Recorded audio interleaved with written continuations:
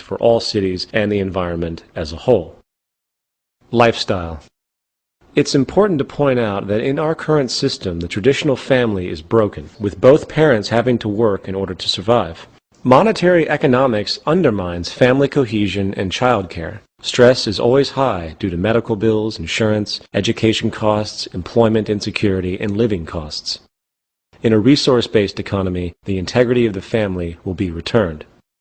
Beyond that, the cultural values of society as a whole would undergo profound change. With the monetary system outgrown and the world working together to produce abundance for all the citizens of the planet, activities we appreciate will expand greatly, for the amount of human freedom will be unlike anything we know today. Consequently, one of the more in-depth changes in lifestyle and values will be the way people think about property.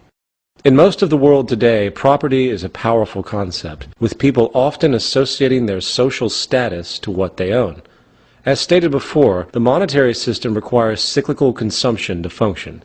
This naturally leads to people being manipulated into thinking they want or need a particular good or service. With the powerful tactics of modern advertising, most in the world support an artificial, materialistic value system that entails wanting more and more goods and services, often regardless of the necessity or utility. In a resource-based economy, the monetary system will no longer pollute the human mind via its manipulative arm, advertising. The endless sea of billboards, media commercials, magazines, and the like will no longer poison the landscape or our perceptions. This will cause a dramatic shift in what we find important and hence change our lifestyles.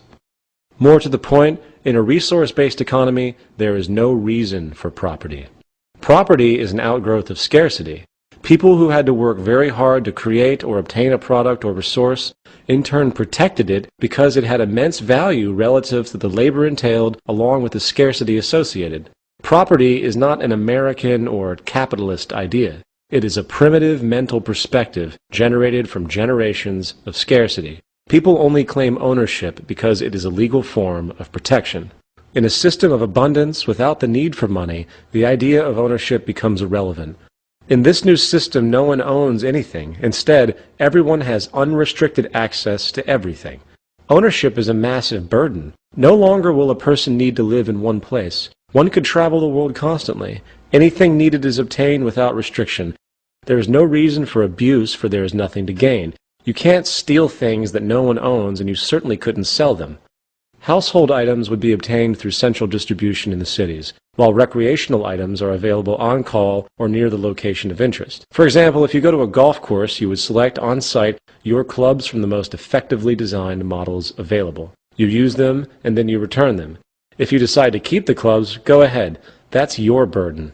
For why would a person want to transport, maintain, and store golf clubs when they can always have access to them and return them on-site? Our homes today are full of stuff that we hold on to because of the supposed value they maintain. This waste will no longer be needed. In this economic model, the city, or in fact the entire world, is really your home. If you require an automobile for whatever reason, the car is made available for you. When you get to your destination, the satellite-based driving system will automatically make the car available for others to use, as opposed to sitting in some parking lot, wasting space and time. In society today, the need for property results in extreme product overlap and redundant waste. It is much more intelligent to create a universal shared system, for it dramatically reduces waste, redundancy, and increases space and efficiency. Human behavior. In this section, we are going to discuss the issue of human behavior and its relationship to the environment, while also addressing the legal system and its extremely despotic, backwards basis for influencing human conduct. Some people who consider the tenets of a resource-based economy tend to think that the system would be difficult due to something called human nature. The argument is that humans are inherently competitive, greedy, and blindly self-serving, implying that no matter how technically good things are in society, there will always be corrupt people who want to abuse others and seek dominance. Human nature is defined as the shared psychological attributes of humankind that are assumed to be shared by all human beings. Therefore, the implication of the term is that certain psychological, hence mental behaviors are in some way hardwired into a person. We are thus supposedly born with some preset psychological inclinations. It is easy to see how this kind of assumption has manifested. For if you look at the historical record for the human species thus far, we see an endless series of wars, genocides, conquests, and power abuses. Given that this is the pattern we recognize, it is easy to assume that it must be some set human nature to behave in ways that are historically reoccurring. Furthermore, so-called criminal behavior has been a focus of psychologists for some time. Is it the responsibility of an individual's genetic makeup that makes them a so-called criminal? Or is it the environment in which they are raised that determines this? This is the age-old question of nature versus nurture. First, what exactly is criminal behavior? How do we qualify behavioral distinctions that have been invented by man and change with time? The entire concept of criminality is temporal and relative to a culture's values and concepts of morality. Only 600 years ago, certain indigenous cultures around Mexico engaged in mass human sacrifice, often killing thousands at a time. Was this criminal activity? To us, perhaps, but to them it was accepted social custom. What about the generations and generations of accepted slavery? Is a criminal someone who steals food in order to feed his or her starving family? The bottom line is that there is no concrete scientific evidence that really supports the notion that any of our behaviors are strictly the result of our genetics. The notion of human nature is largely mythological. It stems from primitive religious dualities that the human is good or evil inherently. The pursuit of people who seek the gene or the like, which is supposedly the cause of a particular behavior, is essentially a form of superstition. It is like a person being possessed by demons, which control their actions. The fact is, while neurochemicals and physiological traits set propensities for a person's reactions and social gravitation, it is the environment that really creates our values and behavior. There is no fixed, predetermined human nature. Our values, methods, and actions are developed and derived from experiences. A Chinese baby taken at birth and raised in a British family in England will develop the language, dialect, mannerisms, traditions, and accent of the British culture. The bottom line is that our behavior is based upon what we learn, coupled with the biosocial pressures that we must deal with in order to survive. As far as society today, the most fundamental condition for offensive behavior is derived from the monetary system. As expressed before, the monetary system perpetuates corruption, stratification, scarcity, and insufficiency.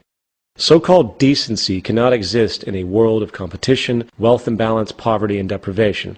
The despotic behavior we see in the world today is not the result of ingrained genetic forces. It is essentially a result of years of scarcity and competition. The legal system. In response to this, society today attempts to control people by way of threat, using laws. Laws are nothing more than patches which do not address the root causes of behavior. If a person is arrested for stealing, very little thought is given as to why that person chose to steal to begin with. Rather than consider the root causes, society today takes the easy way out and often removes the so-called criminal via prisons. The source of any so-called crime is really society itself. There is no such thing as a criminal. As repeatedly expressed, the monetary system generates corruption by its very construct. As the Merva and Faust study presented previously clearly shows, socially offensive behavior is directly related to the socio-economic circumstances. The great majority of people in prisons come from deprived socio-economic positions. Therefore, if we want to alter the behavior of people, we have to alter the social conditions.